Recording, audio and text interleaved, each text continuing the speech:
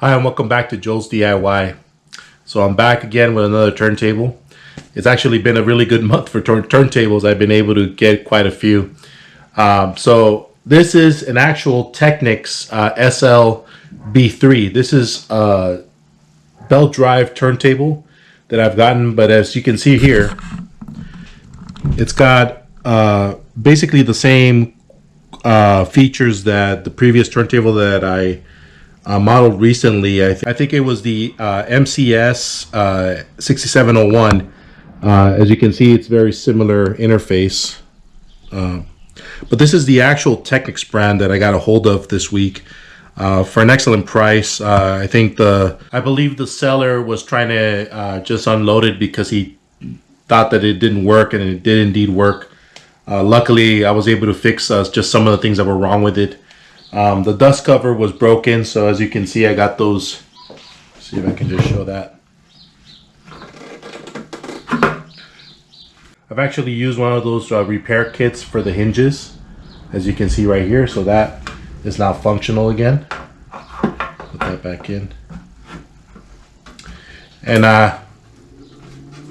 make sure that's all the way in. And I've also repaired the dust cover and polished it, so now I removed most of the scratches, although it's not perfect, but it's a lot better than when I received it.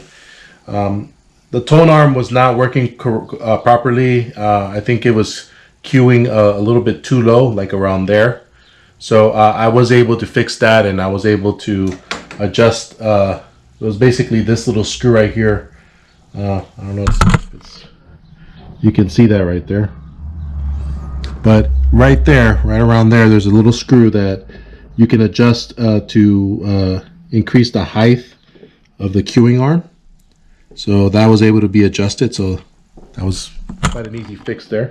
So basically, for the money that I paid, which is a total of $10, I got an excellent turntable that is fully functional now, and I'm here to review it with you. The other thing that was also missing were the legs. Two of the legs were missing, and if we can show that right here, but so the front legs here are original, and the bottom legs here have been replaced. I got these off a turntable that I salvaged a long time ago, so that's why it's important to kind of keep your parts in case, you know, these sort of things come up. But now everything is set. Everything works great. And I'm here to demo it for you. So let's go ahead and take a closer look at the turntable. All right, so here it is. As you can see, I mean, it's got your very typical interface here. You got your adjustments for 7-inch, 10-inch, and 12-inch.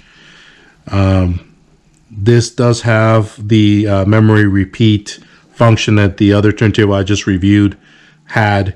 You could also set it on repeat. There's a pitch adjustments, which works really well. Already tested that, and it's working fine. A function that I'm surprised to find here is the 33 and 45 RPM and a kill switch. So if you put it right there in the middle, just as you saw at the other turntable that I reviewed, you will get the turntable to actually stop dead on its tracks and commence playing when you're ready to hear your record again. So that is kind of nice. Let's go ahead and pull this dust cover up so you can kind of see the inside. I need to kind of wipe this off a little bit. So let's take a look at the platter here. So Technics is known for quality, so obviously you got a metal platter here. And it is a belt drive. There's a good view of the motor right there. And I got a new belt there. Let me go ahead and remove the platter. Unfortunately, this spindle is permanently set in there, so you can't actually remove it to do that spindle where you can stack your records. I don't think this is even designed for that, because as you can see, the dust cover is actually not too tall, so in height. But you know, the motor's right there. Spindle right here is to turn it. So, you know, functions as you would normally expect. Let me go ahead and put that back. Oh, and then that's the bottom of the Platter. I'll go ahead and set that up. There was like all this gunk. I don't know if you can see it there. There was a lot of gunk in the Platter from the old belt that had basically disintegrated, so I had to clean that out as best I could. I wasn't able to get everything out, but you can see a little bit of the remnants there, but it doesn't really stick to. You can see some of the remnants there, but it doesn't really stick to anything. So anyways, let me go ahead and put that back. Okay, and then here's a good view of the back. As you can see, the hinge replacements have done really well. No problem there. There's a good look at the tag, model model SL-B3, and made in Japan. So something that you always want to see on turntables. From the back, you can see the new feet that I added there, and they are specifically for avoiding vibration, so those work really well. There's a good look at the bottom right there. It's just basically particle board with holes in it, I guess for ventilation. And everything's hardwired. I mean, you got your power cable that's hardwired. You got your typical AV out with your grounding wire. So definitely not as heavy as the other turntables that I've actually reviewed. So definitely a lot lighter. Okay, and then the tone arm is pretty solid. Metal definitely shows how solid this is. This is pretty solid. The counterweight actually does go all the way up to 4 grams, as you can see right here. So that's actually kind of nice, because you can add a heavier cartridge if you were to choose to do so. So that's kind of nice, and it's got your anti-skating there. Here's the curing arm right there. So it's unlike the other turntable, it doesn't appear to have it here on the interface, so that's a little different. And you know, solid tone arm quality. I'd like to show the cartridge that the actual turntable came with. Let me see, lock that up so it doesn't swing all over the way. This is an actual Grotto cartridge, and the stylus is here. It's actually, make sure that that's straight. Yeah, I could probably should replace this stylus because it does look kind of grungy. The man that sold it to me actually told me that this was in a garage for several years, so definitely, evidently, because it's kind of grungy and rusty, but still works. Okay, so what I'm going to do right now is I'm going to go ahead and demo the automatic function now, and I'll get it all set up with my speaker and my little mixer, and then we'll listen to some tunes. Okay, so we got everything all set up.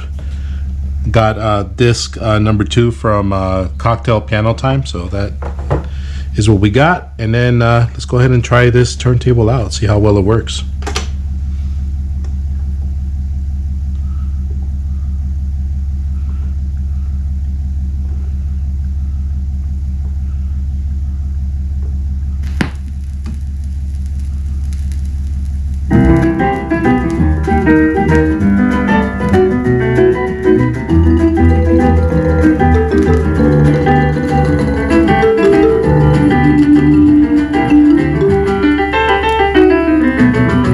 So I have it on repeat right now, so we'll go ahead and try that function. Go ahead and stop the turntable.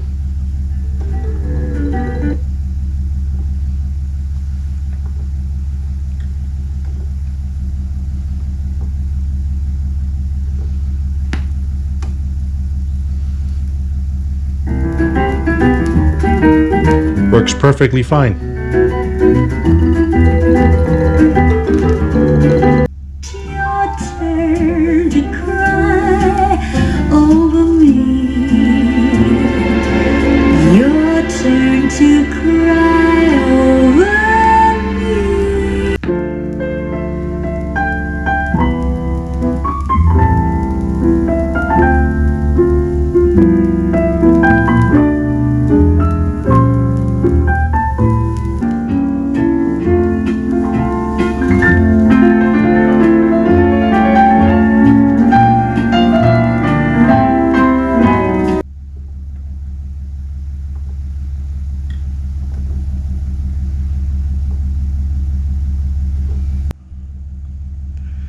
And just to demonstrate that 45 RPM functionality works, I've set this up to 7-inch, and I've set this up to play 45s.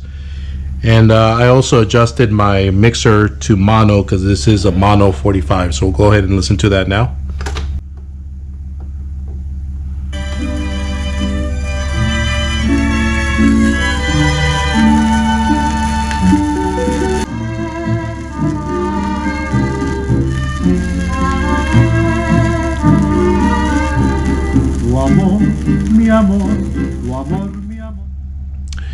Okay, so here are my final thoughts.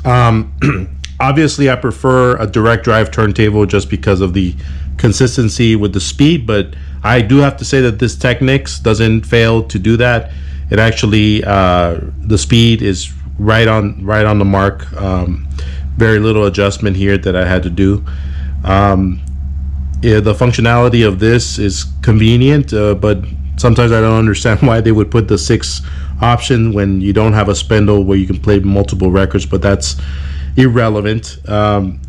Like the different size choices that you get, and obviously I'm a big fan of automatic turntables because of just the simplicity of them doing all the work and you not having to do anything manual. Strobe light is nice, tone arm is nice, Platter is nice, solid. So I would highly recommend, if you come across this Technics model, to not pass it by, even though it is a belt drive. I think that you would enjoy just the convenience of having something like this. I'm not sure if I'm going to keep that cartridge because it does sound pretty bad. At least with the 45, I wasn't very convinced that was getting the best sound. I might just need to either replace the cartridge or try a different stylus, and maybe I'll get a better sound out of it. Anyways, thank you for watching again. I hope you enjoyed this demo of this SL-B3.